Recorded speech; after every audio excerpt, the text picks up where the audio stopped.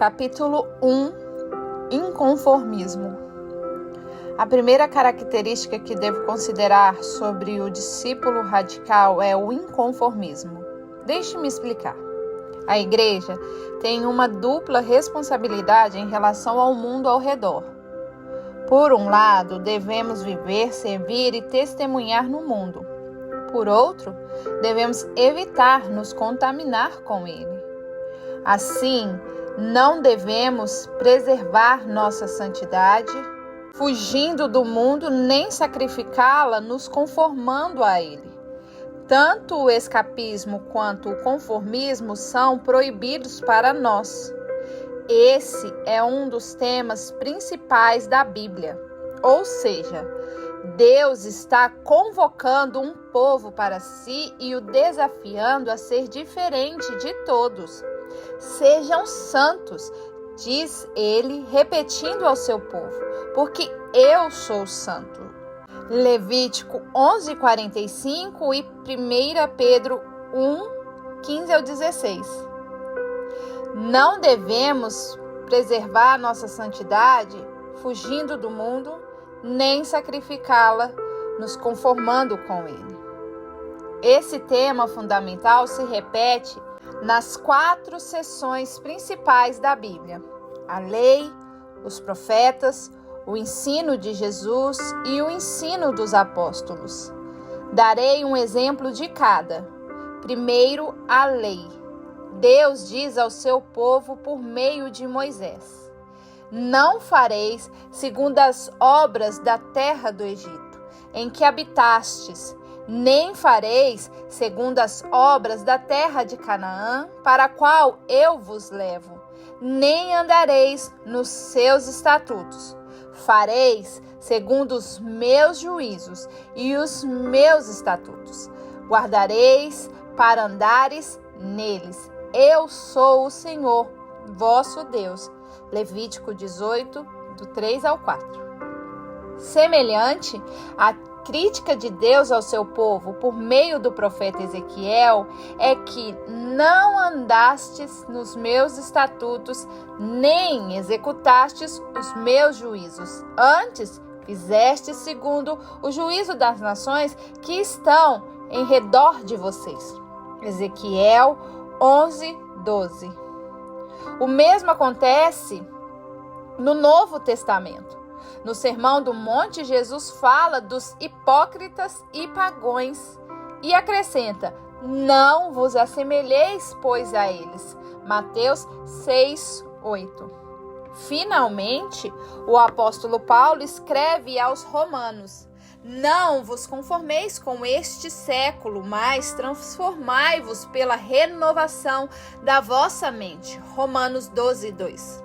Aqui está o chamado de Deus para um discipulado radical, para um inconformismo radical à cultura circundante. O convite para desenvolver uma contracultura cristã, para engajar-se sem comprometer-se. Assim, quais as tendências contemporâneas que ameaçam nos tragar, às quais devemos resistir? Consideremos 4. A primeira delas é o desafio do pluralismo. O pluralismo afirma que todo ismo tem seu valor e merece nosso respeito. Portanto, ele rejeita as alegações cristãs de perfeição e singularidade e entende a tentativa de converter qualquer pessoa, que dirá todos, ao que julga ser simplesmente nossa opinião, ou seja, uma atitude de arrogância total. Como então deveríamos responder ao espírito de pluralismo? Com muita humildade e sem qualquer indício de superioridade pessoal.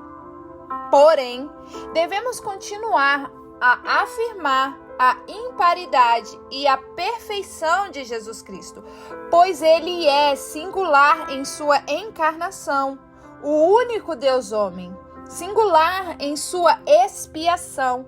Somente ele morreu pelos pecados do mundo, e singular em sua ressurreição. Somente ele venceu a morte. E sendo que em nenhuma outra pessoa, a não ser em Jesus de Nazaré, Deus se tornou humano em seu nascimento, carregou os nossos pecados em sua morte e triunfou sobre a morte em sua ressurreição, ele é singularmente competente para salvar os pecadores. Ninguém mais tem essas qualificações. Assim, podemos falar sobre Alexandre o Grande, Carlos o Grande, Napoleão o Grande, mas não Jesus o Grande. Ele não é o grande, ele é o único. Não existe ninguém como ele. Ele não tem rivais nem sucessor. A segunda tendência secular muito difundida e a qual os discípulos cristãos devem resistir é o materialismo. O materialismo não é simplesmente uma aceitação da realidade do mundo material. Se assim fosse, todos os cristãos seriam materialistas, pois acreditamos que Deus criou o mundo material e disponibilizou suas bênçãos a nós. Deus declarou a ordem material também por meio da encarnação e ressurreição do seu Filho, na água do batismo e no pão e no vinho da Santa Ceia. Não é de se admirar que William Temple tenha descrito o cristianismo como a religião mais material de todas. Porém, ela não é materialista, pois materialismo é uma preocupação com coisas materiais, que podem abafar a nossa vida espiritual. No entanto, Jesus nos diz para não armazenar tesouros na terra e nos adverte contra a avareza. O mesmo faz o apóstolo Paulo, nos impelindo a desenvolver um estilo de vida de simplicidade, generosidade e contentamento, extraindo tal padrão de sua própria experiência de ter aprendido a estar contente em qualquer circunstância. Filipenses 4:11. Paulo acrescenta que grande fonte de lucro é a piedade, com o contentamento. 1 Timóteo 6:6. E continua explicando que nada temos trazido para o mundo, nem coisa alguma podemos levar dele. Talvez, de forma consciente, ele estivesse repetindo o que diz Jó: Nu saí do ventre de minha mãe e nu voltarei. Jó 1:21. Em outras palavras, a vida na terra é uma breve peregrinação entre dois momentos de nudez. Assim, seríamos sábios se viajássemos com pouca carga. Nada levaremos conosco. Direi mais sobre materialismo no capítulo 5. A terceira tendência contemporânea que nos ameaça e a qual não devemos nos render é o espírito pérfido do relativismo ético. Todos os padrões morais que nos cercam estão se desfazendo. Isso é verdade especialmente no Ocidente. As pessoas se confundem diante da existência de qualquer absoluto. O relativismo permeou a cultura e tem se infiltrado na igreja. Em nenhuma esfera esse relativismo é mais óbvio do que na da ética sexual e na revolução sexual vivenciada desde os anos 60. Pelo menos onde a ética judaica cristã era levada a sério, o casamento era universalmente aceito como uma união monogâmica, heterossexual, amorosa e vitalícia, e como o único contexto dado por Deus para a intimidade sexual. Atualmente, porém, mesmo em algumas igrejas, a relação sexual fora do casamento é largamente praticada, dispensando o compromisso essencial com um casamento autêntico. Além disso, relacionamento entre pessoas do mesmo sexo são vistos como alternativa legítima ao casamento heterossexual. Para combater tais tendências, Jesus Cristo chama seus discípulos à obediência e a se conformarem aos seus padrões. Alguns dizem que Jesus não falou a respeito disso, mas ele o fez. Citou Gênesis 1:27. Homem e mulher os criou. E Gênesis 2:24. Deixa o homem pai e mãe e se une à sua mulher. Torna-se os dois uma só carne, dando a definição bíblica do casamento. E depois de citar esses versículos, Jesus deu-lhes seu próprio endosso pessoal, dizendo: o que Deus ajuntou, não separe o homem. Mateus 19, do 4 ao 6. Esse ponto de vista foi avaliado criticamente pelo distinto filósofo moral e social americano Abraham Edel, 1908 a 2007. Cujo principal livro chama-se Ethical Judgment. A moralidade é basicamente arbitrária, escreve ele, completando esses versos livres. Tudo depende de onde você está. Tudo depende de quem você é. Tudo depende do que você sente. Tudo depende de como você se sente. Tudo depende de como você foi educado. Tudo depende do que é admirado. O que é correto hoje será errado amanhã. Alegria na França, lamento na Inglaterra. Tudo depende do seu ponto de vista. Austrália ou Tombuctu. Em Roma, faça como os romanos. Se os gostos acabam coincidindo, então você tem moralidade. Mas onde existem tendências conflitantes, tudo depende. Tudo depende. Os discípulos cristãos radicais devem discordar disso. Certamente, não devemos ser totalmente inflexíveis em nossas decisões éticas, mas devemos procurar, com sensibilidade, aplicar princípios bíblicos em cada situação. O senhorio de Jesus Cristo é fundamental para o comportamento cristão. Jesus é o Senhor e Ele continua sendo a base das nossas vidas. Assim, a pergunta fundamental para a igreja é: quem é Senhor? Será que a igreja exerce o senhorio sobre Jesus Cristo, tornando-se livre para alterar e manipular ao aceitar o que gosta e rejeitar o que não gosta? Ou Jesus Cristo é o nosso Mestre e Senhor, de maneira que cremos nele e obedecemos ao seu ensinamento?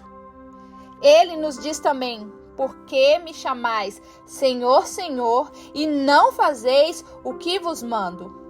Lucas 6,46. Confessar Jesus como Senhor, mas não obedecer a Ele, é como construir a vida sobre a areia. Novamente, aquele que tem os meus mandamentos e os guarda, esse é o que me ama. Disse ele no cenáculo, João 14:21.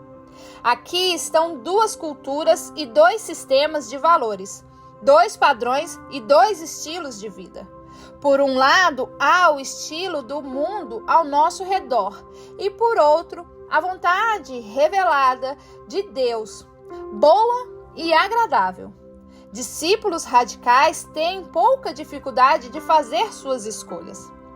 Chegamos agora à quarta tendência, que é o desafio do narcisismo. Narciso, na mitologia grega, foi um jovem que viu seu reflexo em um lago, apaixonou-se por sua própria imagem, caiu dentro da água e se afogou. Assim, narcisismo é um amor excessivo, uma admiração destemida por si mesmo. Nos anos 70, o narcisismo se expressou por meio do movimento potencial humano, que enfatizava a necessidade de autorrealização.